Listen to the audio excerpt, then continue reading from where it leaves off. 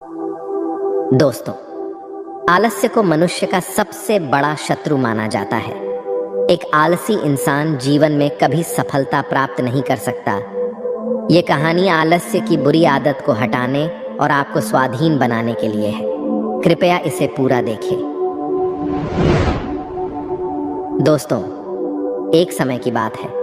एक गांव में एक किसान रहता था। एक बार जब उसने अपने खेत में फसल उगाई, तब एक गौरैया ने उसके खेत के बीचों बीच फसल में घोंसला बना दिया और उसने 2 अंडे भी दे दिए।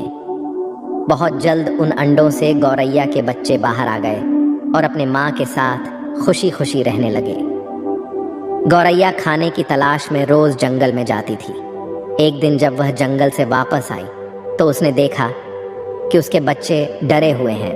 उसने पूछा, क्या हुआ बच्चों, तुम डरे हुए क्यों हो? बच्चों ने कहा, माँ, आज खेत में किसान आया था और उसने कहा कि कल वह अपने बेटे को फसल काटने के लिए भेजेगा। माँ, हम क्या करेंगे? अभी तो हमने उड़ना भी नहीं सीखा है। बच्चों की बात सुन माँ गौरैया ने कहा, डरो मत बच्चों, कल कोई फसल काटने के लिए नहीं आएगा। अगले दिन वही हुआ जो गौरैया ने कहा था। कोई वहां फसल काटने के लिए नहीं आया। बहुत दिन ऐसे ही गुजर गए पर कोई फसल काटने नहीं आया। सब कुछ अच्छा चल रहा था। गौरैया के बच्चे बहुत खुश थे। एक दिन फिर जब गौरैया जंगल से वापस आई तब उसके बच्चे फिर से डरे हुए थे।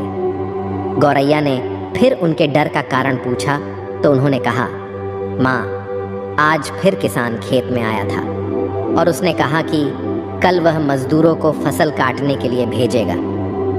ये सुनने के बाद गौरैया दोबारा से कहती है, डरो मत बच्चों, कल कोई फसल काटने के लिए नहीं आएगा।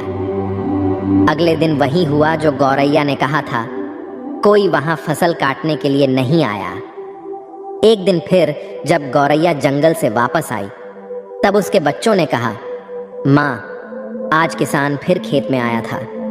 वह फिर फसल काटने की बात कर रहा था, पर हमें पता है कि कोई फसल काटने के लिए नहीं आने वाला है। माँ गौरैया ने कहा, पूरा वाक्य बताओ। तब बच्चों ने कहा, माँ, आज फिर किसान खेत में आया था और उसने कहा कि मैंने दूसरों पर निर्भर रहकर बहुत समय बर्बाद कर लिया।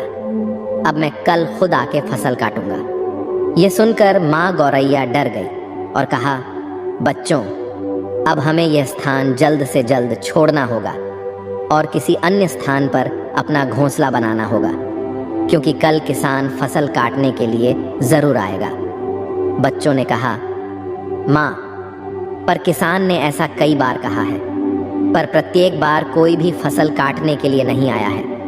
आप इतने सुनिश्चित कैसे हो कि कल किसान फसल काटने के लिए जरूर आएगा? माँ गौरैया ने कहा, पहली बार किसान फसल कटाई के लिए अपने बेटे पर निर्भर था। दूसरी बार किसान फसल कटाई के लिए मजदूरों पर निर्भर था। और जब आप अपने कामों के लिए दूसरों पर निर्भर करते हो तो आपका काम कभी पूरा नहीं होता है।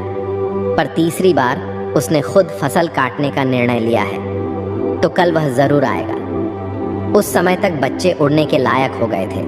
वो वहां से उड़ गए और किसी दूसरी जगह पर अपना घोंसला बना लिया। अगले दिन किसान खेत में आया और फसल की कटाई करना शुरू कर दिया।